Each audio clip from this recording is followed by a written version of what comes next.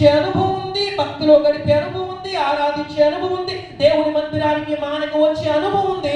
ఇప్పుడు కూడా దేవుడిని అడుగుతా ఉన్నాడు, బిడ్డ నీ జీవితాన్ని నాకు కావాలని అడుగుతా ఉన్నాను, నీ హృదయాన్ని నాకు కావాలని అడుగుతా ఉన్నాను, నీ మనస్సును నాకు కావాలని అడుగుతా ఉన్నాను, నువ్వు గడిపే సమయాన్ని, కొంత సమయాన్ని నాకు కావాలని అడుగుతా ఉన్నాను, నువ్వు ఉపయోగించుకునేటువంటి రకరకాలైనటువంటి వాటిలో ఒక గంట సమయం నాకు ఇవ్వి అని నేను అడుగుతా ఉన్నాను. మరి ఎందుకు ఇవ్వడం లేదు?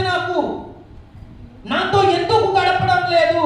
ఒక గాడిదని అడిగితేనే యజమానిని ఇవ్వగలిగితే మరి నాతో ఎంతో అనుబంధం ఉంది కదా నీకు, ప్రార్థన జీవితం ఉంది కదా నీకు, మానకుండా ప్రతి ఆదివారం ఆరాధనకి రావాలనిపిస్తా ఉంది కదా నీకు. మరి ఎందుకు కొన్నిసార్లు నీ జీవితాన్ని దేవుడు అడిగినప్పుడు, సార్ ఇప్పుడు కాదు సార్, రేపు ఇస్తా సార్, సార్ ఇప్పుడు కాదు సార్, రేపు చేస్తా సార్, సార్ ఇప్పుడు కాదు సార్, రేపు అవుతా సార్ అని ఎందుకు మనం స్కిప్ చేస్తూ ఉంటాం?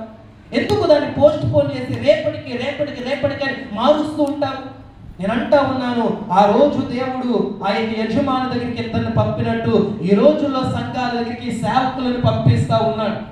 అనేక మంది సేవకులను పంపించి నిలబెట్టి, సంఘమా నీ హృదయం నాకు కావాలి, నీ అపవిత్రమైనటువంటి జీవితాన్ని యోగ్యముగా నేను మార్చాలని అనుకుంటున్నాను. ఎన్నోసార్లు నువ్వు ప్రయత్నించినా సరే మారలేనప్పుడు నేను నిన్ను అడుగుతా ఉన్నాను, నీ సమయాన్ని నాకు ఇమ్మని అడుగుతా ఉన్నాను, నీవు ఇవ్వడంలే. నీతో గడపాలని ఆశపడతా ఉన్నాను, నీవు ఇవ్వడంలే.